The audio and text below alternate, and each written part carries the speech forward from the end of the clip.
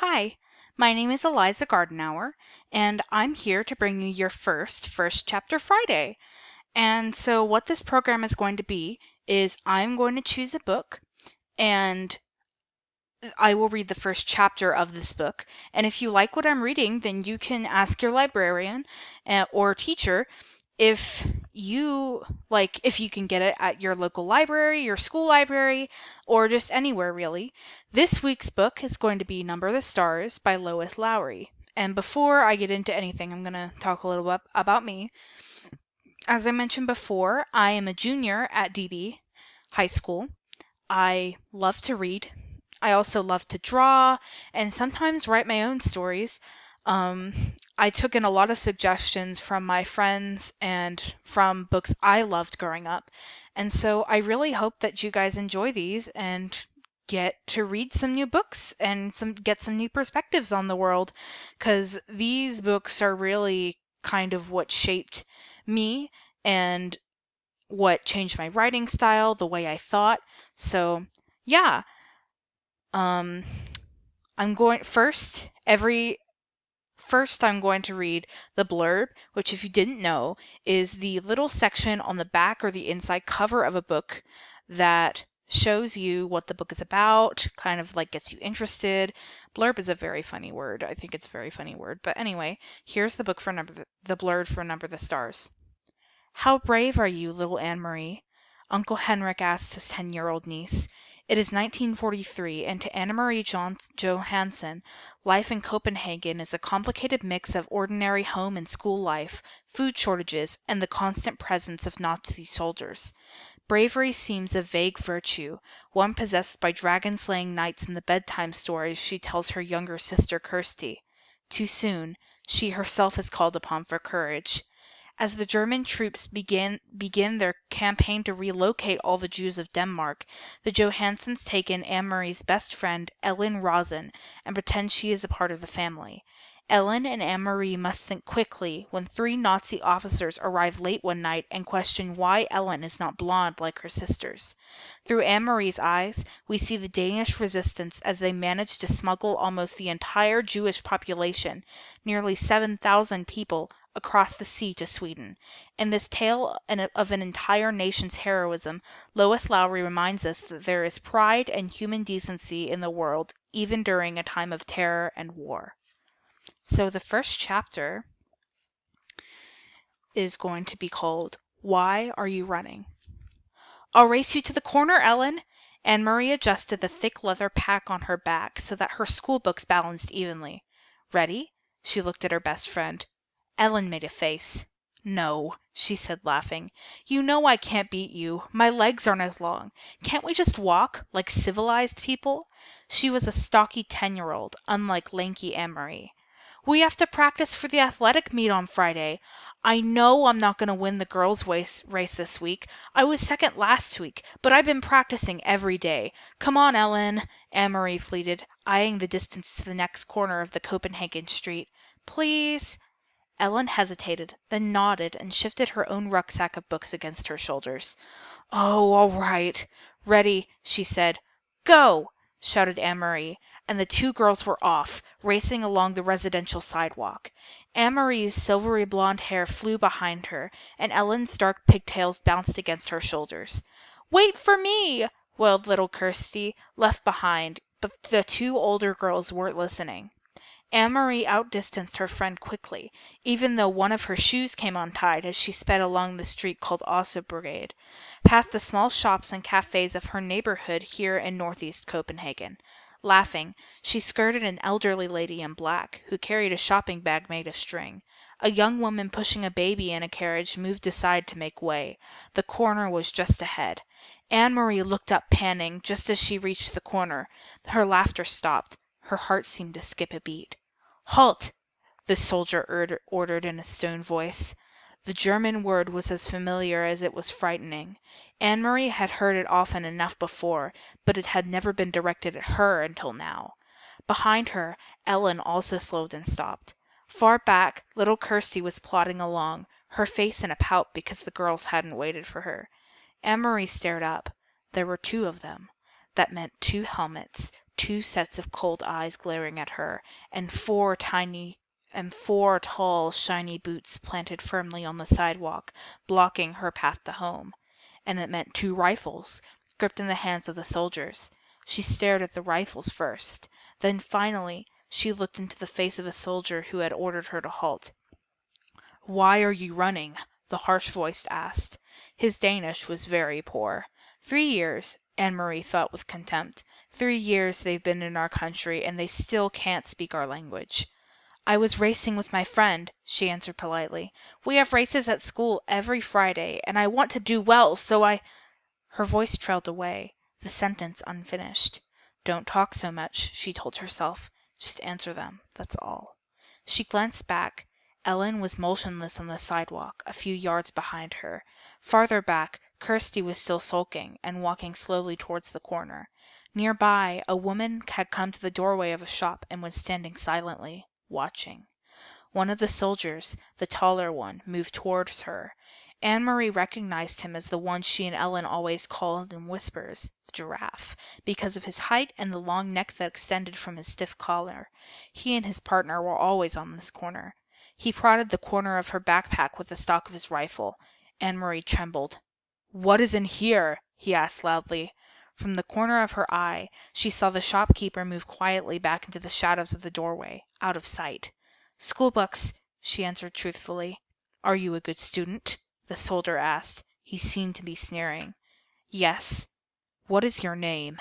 "Anne-Marie Johansen." "Your friend, is she a good student too?" He was looking beyond her, at Ellen, who hadn't moved. Anne-Marie looked back too, and saw that Ellen's face, usually rosy-cheeked, was pale, and her dark eyes were wide.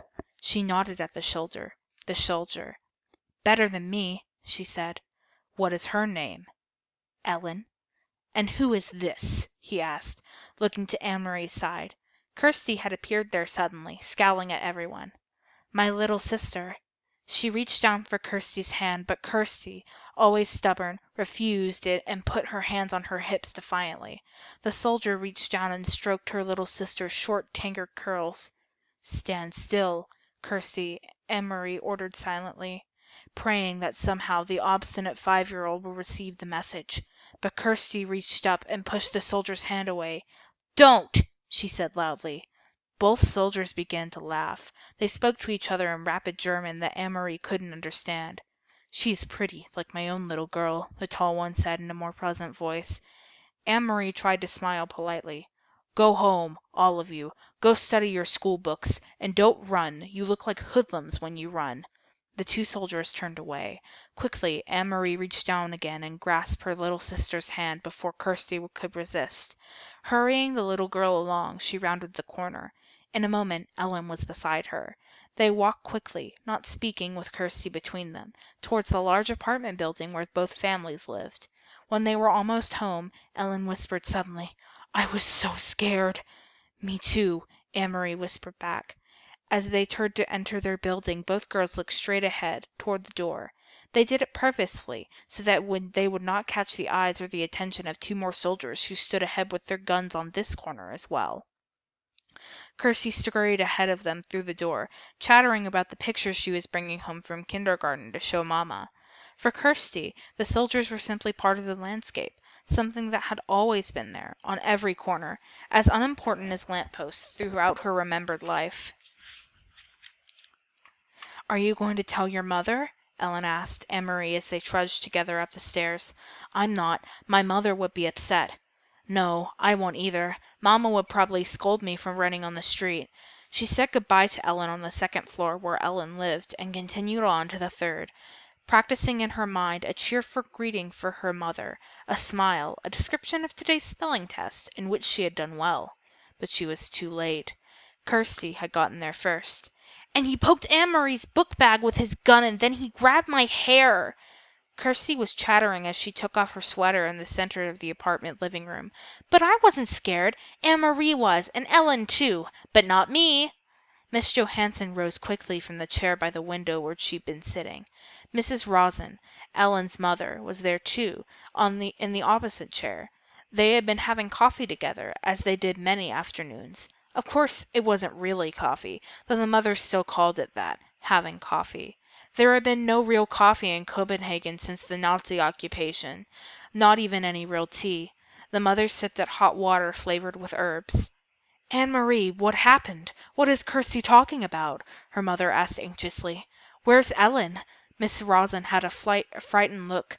Ellen's in your apartment. She didn't realize you were here, Anne Marie explained. Don't worry, it wasn't anything. It was one of the two soldiers who stand on the corner of Osterbrigade. You've seen them. You know the tall one with the long neck, the one who looks like a silly giraffe?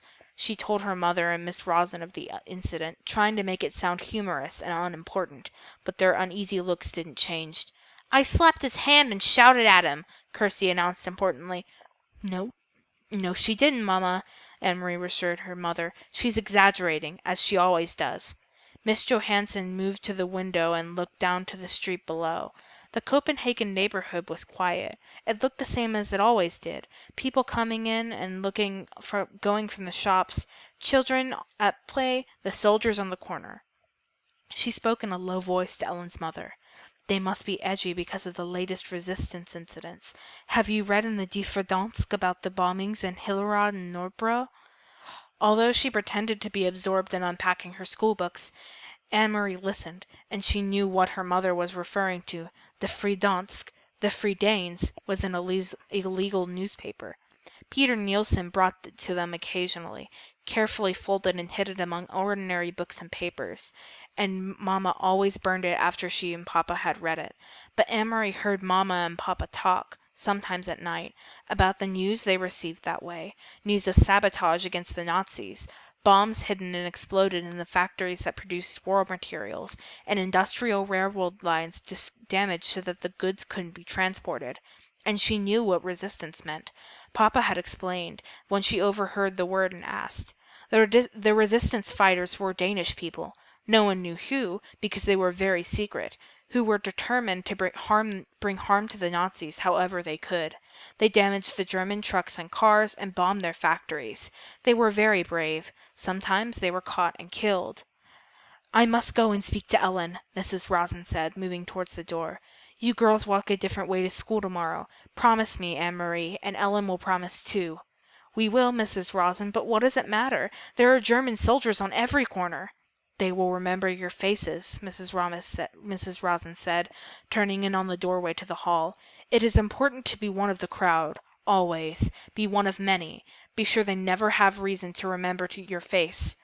She disappeared into the hall and closed the door behind her. He'll remember my face, Mamma, Kirsty announced happily, because he said I looked like his little girl. He said I was pretty. If he has such a pretty little girl, why doesn't he go back to her like a good father? Miss Johansson murmured, stroking Kirsty's cheek. Why doesn't he go back to his own country? Mamma, is there anything to eat? Anne-Marie asked, hoping to take her mother's mind away from the soldiers. Take some bread and give a piece to your sister. With butter? Kirsty asked hopefully. No butter, her mother replied. You know that. Kirsty sighed as Anne-Marie went to the bread box in the kitchen. I wish I could have a cupcake, she said. A big yellow cupcake with pink frosting. Her mother laughed. For a little girl, you have a long memory, she told Kirsty. There hasn't been any butter or sugar for cupcakes for a long time, a year at least. When will there be cupcakes again? When the war ends, Miss Johansson said. She glanced through the window, down to the street corner where the soldiers stood, their faces impassive between the metal helmets. When the soldiers leave. And that's the end of the first chapter. Remember, this is Number the Stars by Lois Lowry if you want to check it out at your local library. And it was really fun reading to you guys. I'll see you next week.